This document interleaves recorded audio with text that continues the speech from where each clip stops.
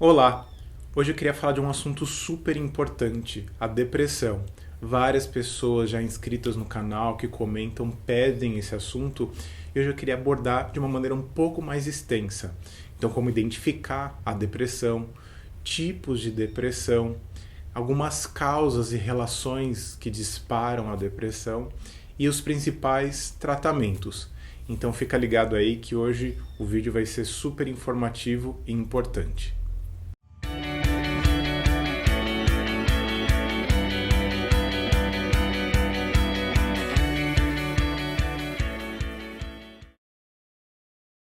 Normalmente, quando a gente fala sobre depressão, a primeira imagem que vem na cabeça das pessoas é a de tristeza, uma tristeza profunda. Mas não é exatamente isso que compõe um quadro de depressão. Tristeza, qualquer pessoa pode ter em qualquer momento da vida e é super natural e saudável que as pessoas possam sentir tristeza. Porque a tristeza é uma emoção que sinaliza que você está perdendo ou perdeu algo valioso, algo importante para você. Imagina que você tivesse engajado em alguma coisa, tivesse identificação com aquilo, você perde um objeto, uma pessoa se vai, morre, há uma separação, uma perda de emprego, qualquer coisa nesse sentido, e você ficasse congelado, frio, impassível àquilo. Isso seria, no mínimo, meio estranho, meio perturbador, meio robótico. A tristeza, portanto, é uma emoção super bem-vinda. O problema é quando a tristeza ela começa a se instalar como se fosse um padrão emocional, quase como se você fosse derretendo emocionalmente. E aí a tristeza vai começando a virar outra coisa. Ela começa a se transformar numa perda de vitalidade. Ela começa a se transformar numa característica constitucional. Ou seja, não importa o que esteja acontecendo, até coisas boas podem estar acontecendo e você de repente se sente sem horizonte, com uma sensação de que o futuro ele é mais obscuro, ele é mais difuso, ele é mais desinteressante e você não consegue se envolver com as coisas. Então, basicamente, a principal característica da depressão não é necessariamente a tristeza, mas é uma perda de vitalidade. Aquela sensação que você tem onde parece que respirar, existir, pensar nas coisas te confere um sentimento de cansaço. Um segundo ponto é uma incapacidade, uma inabilidade, uma impossibilidade de sentir prazer. É como se tudo fosse arrastado, é como se você tivesse uma sensação de tudo fica um pouco cinzento, sem graça, sem gosto. E isso pode disparar alguns quadros extremados. Então, ou você pode se alimentar muito porque você quer compensar essa sensação de mal-estar, ou você perde completamente a sensação, o gosto pelas coisas de se alimentar também. Você pode entrar numa dinâmica meio compulsiva de sexualmente, vamos dizer assim, porque você quer compensar uma sensação aflitiva, ou você pode ter uma baixa sexual. Ou seja, quando você começa a ter comportamentos muito extremados nesse sentido, isso talvez possa ser um sinal de que alguma coisa estranha esteja acontecendo. Existe, parece, uma perda de sentido nas coisas. É como se você não tivesse vendo graça ou o motivo pelo qual você vai se engajar, se conectar com as coisas, com as situações. E de alguma forma, isso leva você a uma perda de engajamento social. Então a família passa a ser menos interessante, os amigos, o relacionamento amoroso, a vida profissional começa a ficar meio insossa, meio sem graça. E isso normalmente vai se instalando, e aí quando você se vê com 3 meses ou mais que esse quadro, você já começa a ficar atento. Lógico, você vai começando a ficar atento antes disso. E aí quando a gente fala de depressão, a gente tem que pensar que existem várias nuances, várias intensidades da depressão. Tem depressões de ordem mais leve, que são mais facilmente tratáveis. Às vezes são difíceis de identificar exatamente porque tem uma característica mais leve, ela não é tão debilitante. E existem depressões que são mais graves, mais debilitantes, deixa a pessoa quase que acamada, deixa a pessoa incapacitada para poder reagir em relação a qualquer coisa, mesmo as coisas que antes a pessoa tinha prazer e gostava de fazer.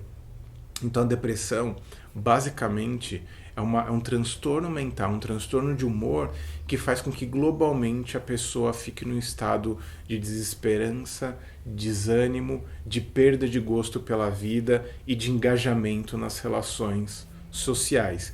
Então essa, mais ou menos, é uma caracterização da depressão. E por isso até peço para você compartilhar esse vídeo com as pessoas que você conhece de modo geral. Você nunca sabe as pessoas que precisam desse tipo de aviso. E fica o convite também para você se inscrever no canal, para você ficar informado desse e de outros temas sobre psicologia, relacionamentos amorosos, que é o tema do canal. Mas quando a gente fala também em depressão, a gente tem que pensar que a depressão não é igual, ela não se manifesta da mesma maneira para todo mundo. Porque ela pode surgir numa base de personalidade muito específica.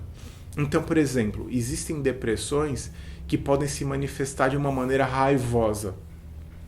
Isso acontece com alguma frequência entre homens, porque o senso de debilidade pessoal para os homens de modo geral, ele é muito vergonhoso e humilhante.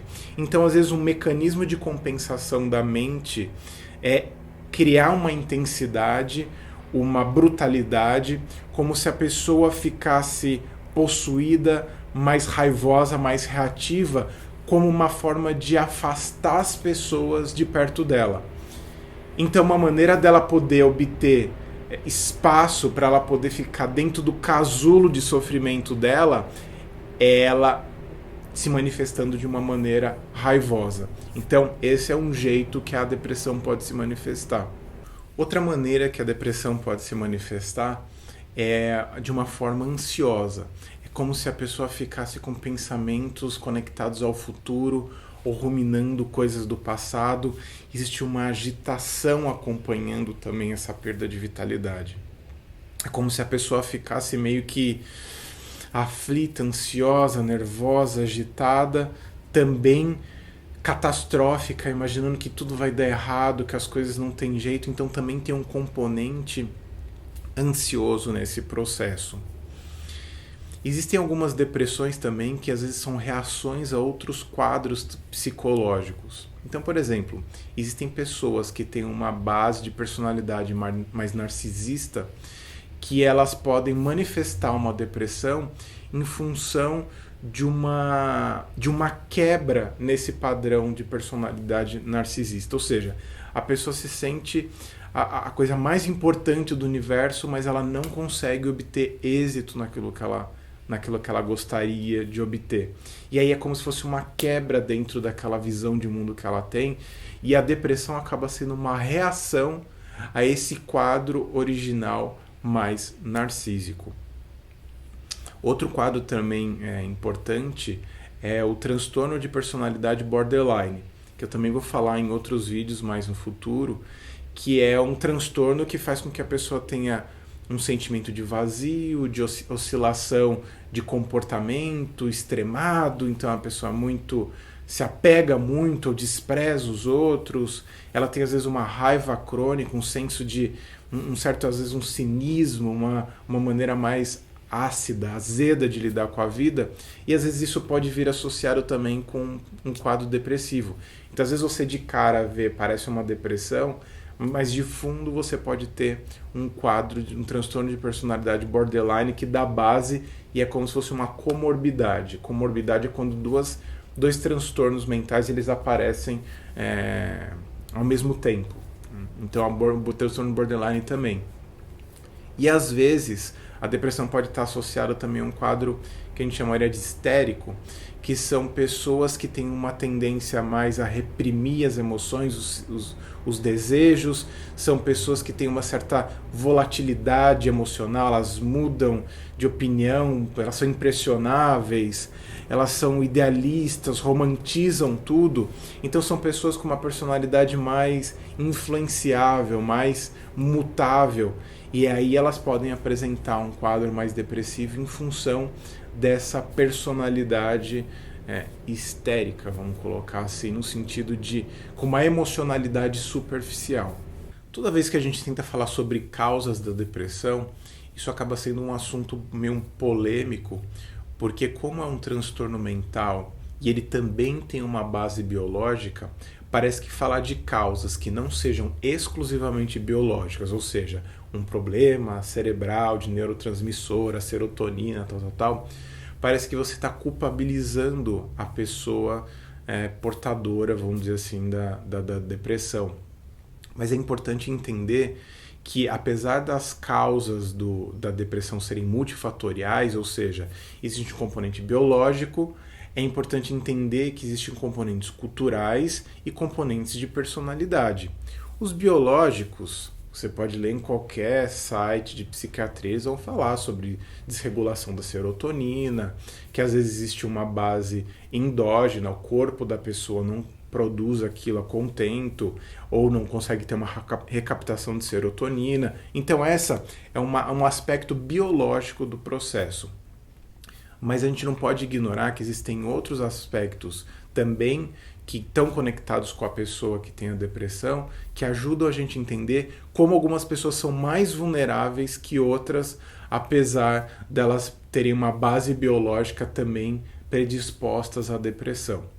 A gente está falando também que a gente vive num mundo hoje em dia que ele é um pouco mais... ele é declaradamente competitivo, né?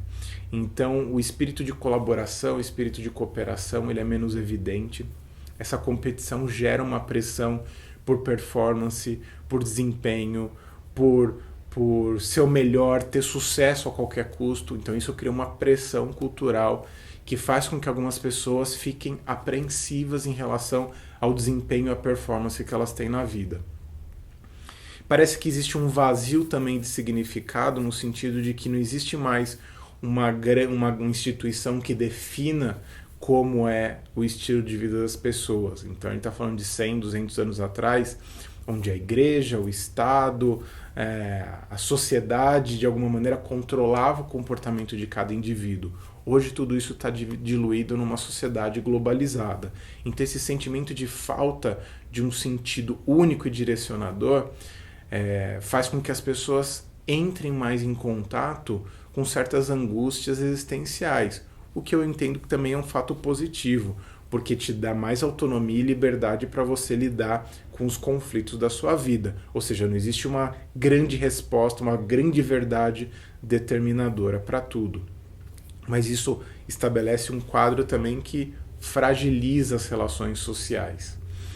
A ideia também do consumismo sendo colocada o tempo todo, então as pessoas são sempre estimuladas a uma insatisfação em relação a tudo.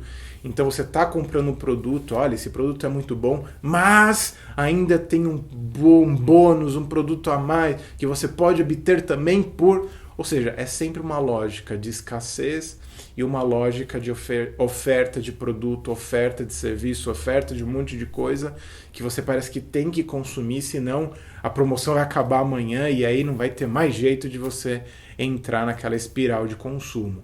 Então essa sensação de escassez, essa sensação que induz você ao consumismo também fragiliza as relações sociais.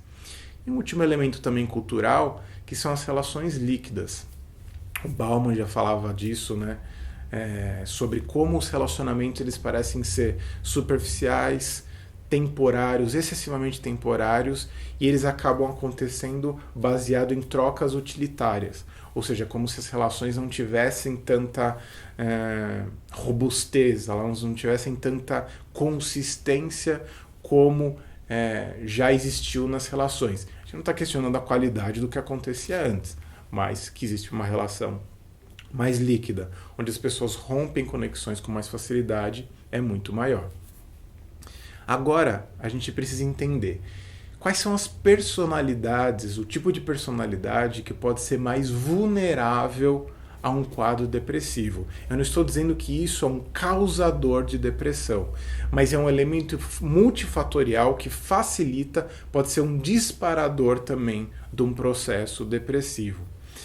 De modo geral, a pessoa com um quadro depressivo, ela tem uma personalidade que de alguma maneira ela tendia a se levar à exaustão.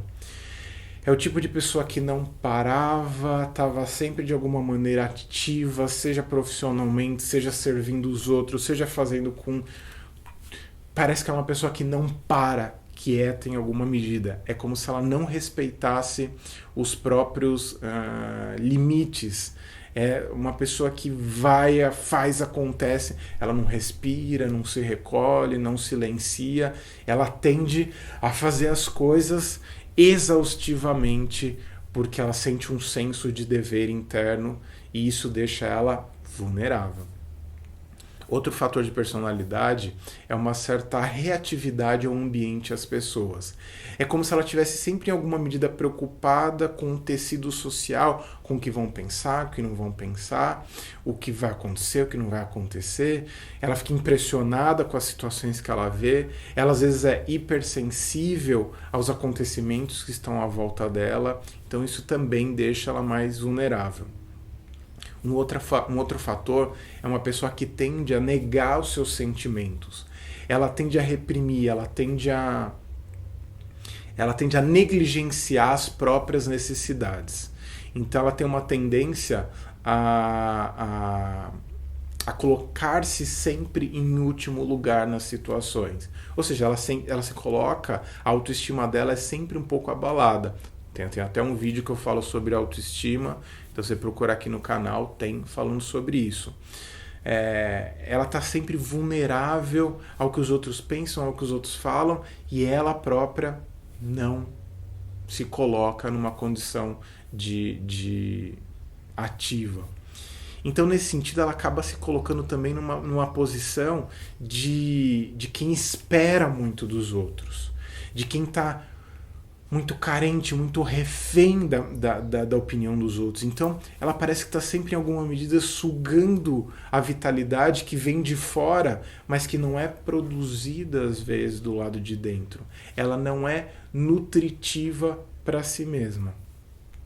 Uma outra perspectiva também que deixa uma personalidade vulnerável é um certo estreitamento da visão. Ou seja, é uma pessoa que tende a ser muito...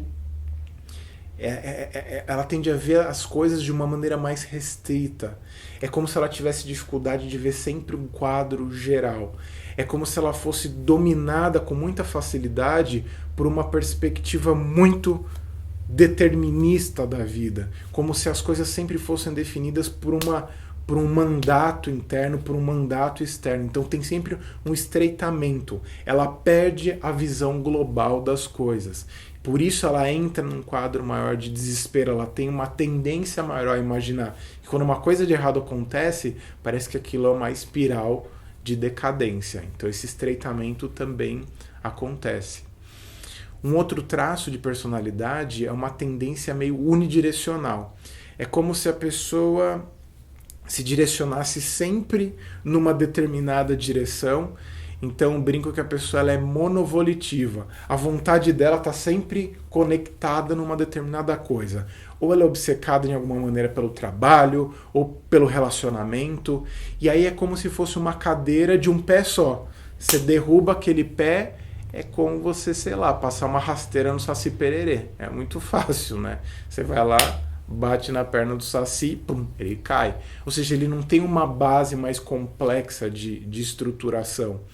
Porque se você tem uma mesa, pra você derrubar uma mesa, você tem que ser bruto na coisa, você tem que derrubar uma por uma. Agora, se a pessoa se baseia em um só aspecto na vida dela, você tirou aquilo, a pessoa está muito mais vulnerável a um quadro de depressão por conta dessa unidirecionalidade. às vezes são pessoas excessivamente concretistas. Então elas estão muito apegadas ao que elas veem. Elas às vezes têm uma capacidade de abstração, uma capacidade de se colocar acima do que está acontecendo, além do que está acontecendo, fora do próprio papel, com mais dificuldade. Então ela está muito colada em tudo o que ela está vivendo. Então ela está muito conectada em tudo que ela está vivendo. Ela está vivendo sempre tudo muito na pele dela. Ela não consegue se distanciar e olhar as coisas de uma maneira mais ampla. Um outro aspecto também é um certo extremismo na maneira de conduzir as relações. Então as coisas são certo, errado, bem ou mal, é tudo muito binário. É como se a pessoa tivesse dificuldade de perceber as várias áreas cinzentas da vida entre o preto e o branco. Ou seja, se ela é uma pessoa que ela se vê cometendo um erro, ela vai se achar uma pessoa má, indigna, injusta, e ela vai ficar presa naquele tipo de pensamento porque ela não consegue perceber que a personalidade e a moralidade às vezes passa por certos conflitos e certas incoerências. Então ela é muito mais vulnerável porque ela não consegue, como eu falei, ver o quadro geral, porque ela está sempre presa nessas dicotomias entre isso, uma coisa ou outra, como se a gente não pudesse ser um composto de várias situações. Então veja que quando eu falo dessas características todas, o que eu estou dizendo é que treinar os traços, as habilidades contrárias, deixa você menos vulnerável. Olhar o quadro mais geral, você saber que as coisas não são preto no branco, você ter várias áreas de interesse na sua vida, você saber respeitar os próprios limites, aceitar e reconhecer os seus sentimentos, olhar para fora, olhar para dentro, não ficar olhando as coisas num único lugar, numa única direção. Então veja, são todos ingredientes que podem deixar uma personalidade menos vulnerável à depressão. O tratamento da depressão, do mesmo jeito que as causas são multifatoriais, o tratamento também ele tende a ser mais globalizado. Então, o tratamento acaba incluindo terapia e algum tipo de intervenção que atue quimicamente. A terapia, ela ajuda a pessoa, por exemplo, a desfazer essas características vulnerabilizantes da personalidade dela, para que ela recobre o prazer de viver, o sentido das coisas, para que ela desfaça uma visão derrotista, pessimista, para que ela perca o estreitamento, a concretude da coisa, para que ela pare de viver uma vida exaustiva, enfim, várias distorções cognitivas, relações interpessoais mais profundas, questões familiares, questões de foro íntimo, questões ligadas à existência, à sexualidade. Ou seja, a terapia ela vai abrir um leque de possibilidades, de questionamentos que talvez essa pessoa nunca tenha se feito e que colocou ela num lugar, numa encruzilhada, numa paralisia que às vezes pode levar a pessoa num grau extremo a um quadro de depressão grave e de tentativa e efetivamente o suicídio. Já falei sobre suicídio num dos vídeos, também vou colocar o link aqui.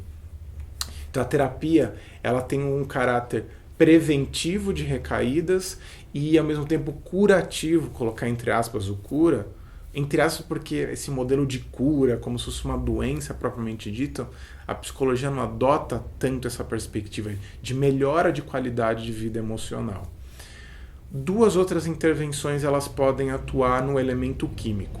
Uma é a medicação, então você tem uma medicação que atue na questão da serotonina, na captação e recaptação e transmissão da serotonina, facilitando essas vias.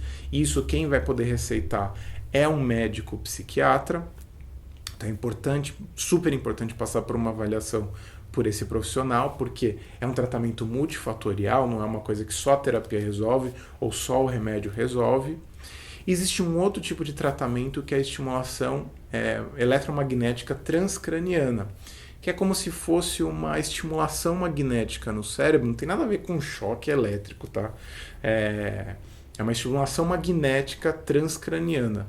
Então ela não é eletromagnética, mas estimulação magnética transcraniana. Então é como se fosse um aparelho que é colocado acima da cabeça da pessoa e que ele estimula magneticamente certa região do cérebro e ele facilita com que o fluxo dos impulsos, dos pulsos elétricos do cérebro voltem a entrar numa conexão correta.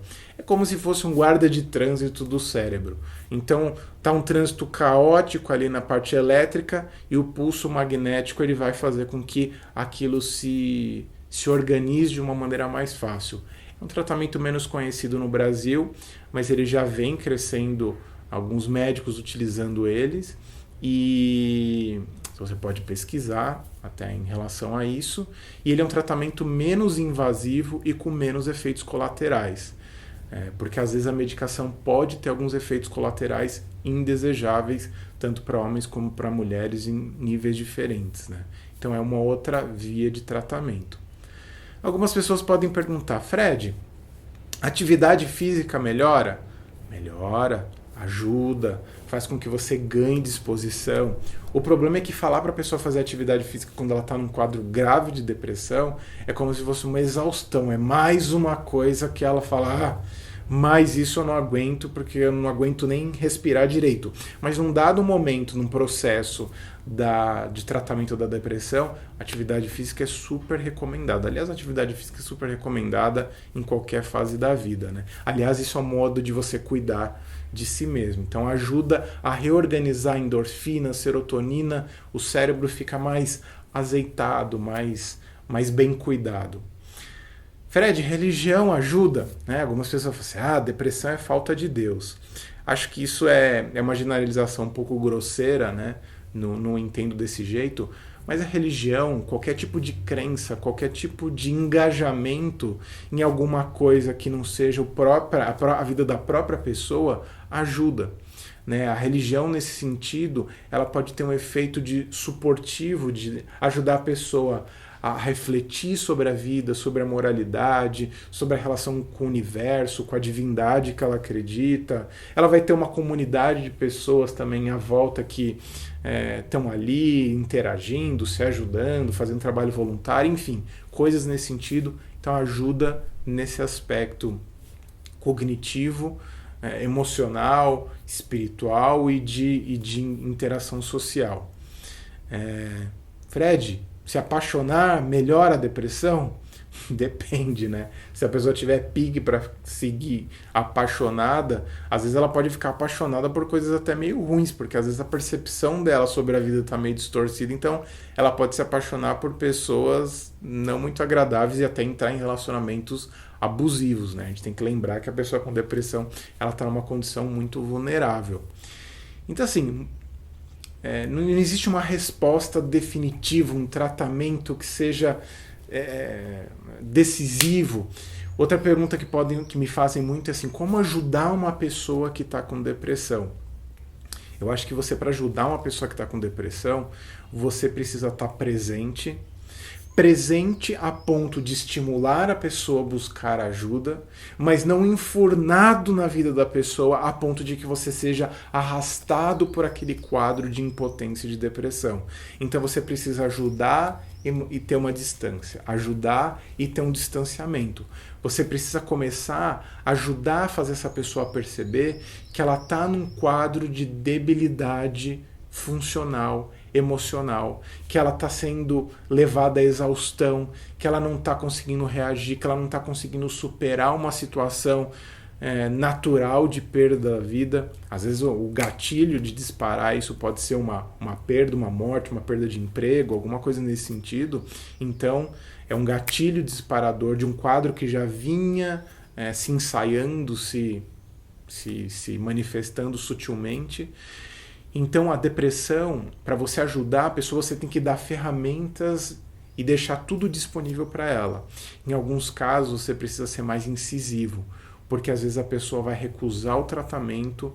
Então às vezes estimular a pessoa a perceber a gravidade da situação, como isso afeta as pessoas, e fazer com que ela volte a ter uma fresta, vamos dizer assim, uma fresta de esperança de falar assim, é possível sair um pouco disso, porque a pessoa não está vendo esperança, para procurar ajuda profissional.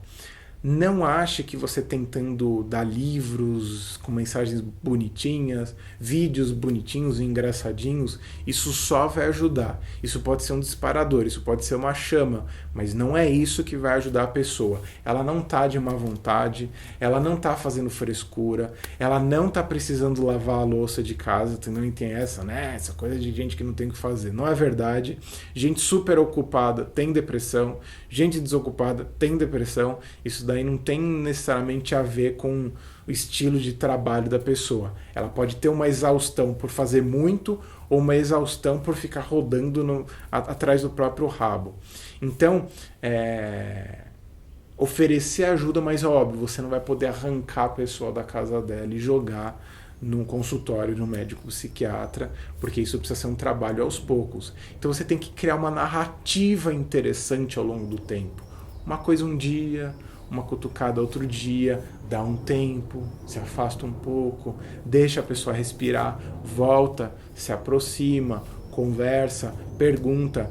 Mas o cuidado é, nunca se deixe engolir por esse processo de destrutividade que a pessoa pode estar entrando, porque é muito fácil você ser levado por esse sentimento de impotência, porque afinal de contas a pessoa sempre tem uma perspectiva de mas isso é muito difícil, e para ela sempre vai ser.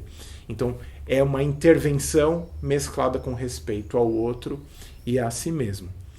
É isso, espero ter ajudado, que você tenha gostado desse vídeo. Como eu disse, compartilhe, mande para pessoas, marque pessoas queridas, deixe essa informação chegar em quem precisa, porque é uma coisa super, super, super importante. Se você gostou, dá um like aqui nesse vídeo. Se não gostou, não dá dislike. Vai lá nos comentários, fala, não gostei por causa disso. Eu vou responder, eu vou interagir dentro do possível.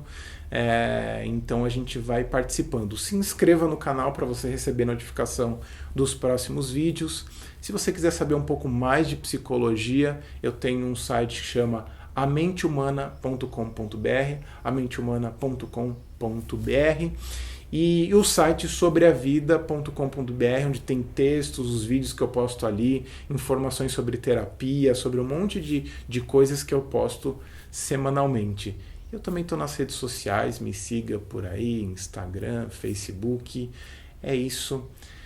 Vão ter outros vídeos aqui que eu vou estar indicando sobre autoestima, sobre suicídio. Então eu vou colocar aqui os links para vocês verem tudo que está aqui por perto. Tá bom? Espero que você tenha gostado. Um beijo, um abraço e até o próximo vídeo. Tchau, tchau.